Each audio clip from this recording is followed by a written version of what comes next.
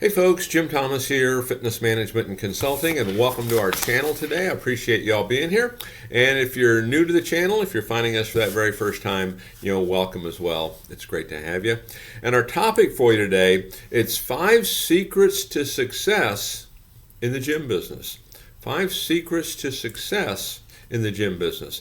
Now, before we get into our topic today, just a quick reminder, my focus, my mission here in the channel is I want to be able to provide as much information as I can to as many people as I can, across the globe. And the best way I can do that is when you choose to hit that subscribe button. So if you've not yet done so, take a moment, hit that subscribe button. I appreciate it.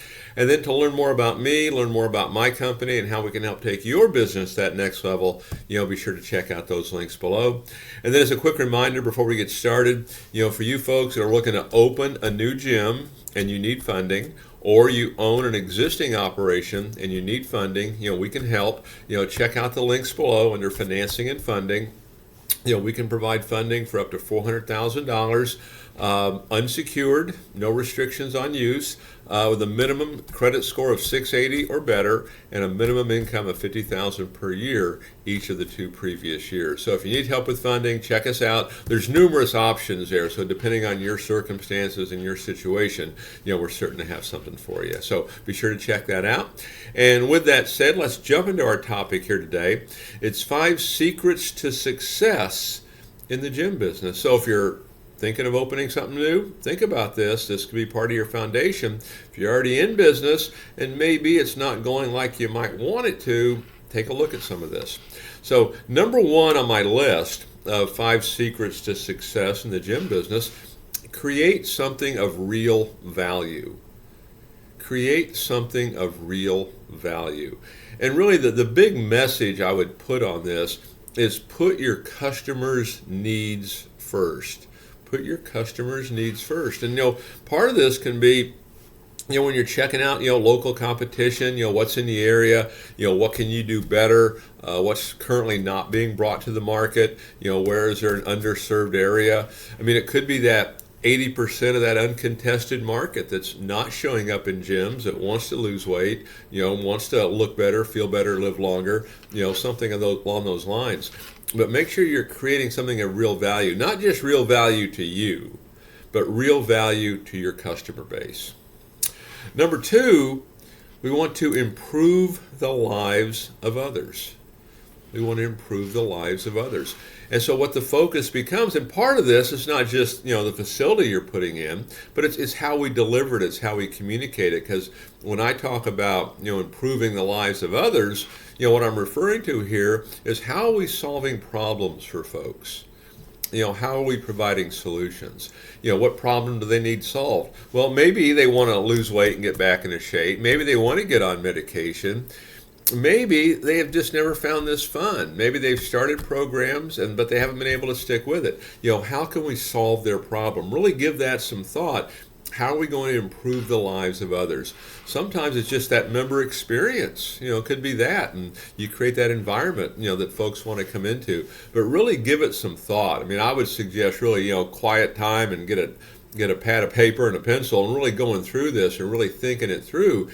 Because the more you can create this kind of differentiation, the more you can create this separation in the marketplace, you end up eliminating your competition. Number 3, be authentic and transparent. Be authentic and transparent. I mean, the thing is, you can make bold claims, get in the best shape of your life, but don't make wild claims, and make sure you do what you say you're going to do, and make sure you follow up. Be who you are. Don't try to be somebody else. Okay, be who you are, and put it out there. There's no fine print. Here's what it is, and people will start to value that.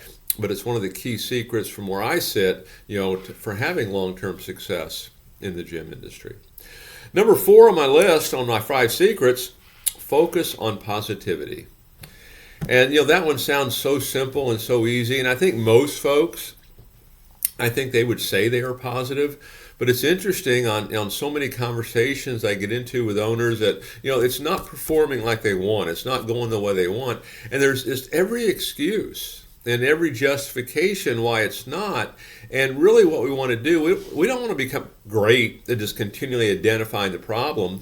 What we want to do is give power to that solution. We can look at here, okay, here's what causes this, but power to the solution, power to our accountability, power to, hey, if it is to be, it's up to me, kind of thing. So really focus, on the positivity of this. And then number 5 on my list of 5 secrets to success in the gym business is follow the 80-20 rule. And let me tell you what I mean by this is, 80% of all your success is going to come from 20% of the efforts, right? So the reason I say that is because there's going to be a lot of roadblocks. There's going to be a lot of setbacks. And we must understand this is part of it, okay? And when you're writing that plan of action, as a matter of fact, I would even suggest, check out the channel here on how to write a plan of action. We have good information on how to do that. But when you're writing roadblocks and setbacks, really look at what those might be, and then what's the solution when that happens, okay? Because it's going to be there. It's going to happen, okay? And as long as we're giving power to the solutions, you're going to get the results you're looking for. So take a look at these, 5 secrets to success in the gym business. Where do you stand on this? What do you do a good job at? Where can we improve? Big message I would give you, choose to be accountable. Okay, don't, I'm doing this. Because, one of the things that I find, I talk about this, and I wrote an article a while back, I call it Death of a Salesperson. There's really good people, and why do they struggle? And one of the things I talked about in there was the issue of honesty. And it wasn't honesty, with the company or honesty with the customer, so to speak. It was honesty with ourselves. Oh, I'm doing all of that. But if you're not getting the results, maybe you're not. So really take a good hard look at it. So folks, again, my name's Jim Thomas. My company's Fitness Management and Consulting.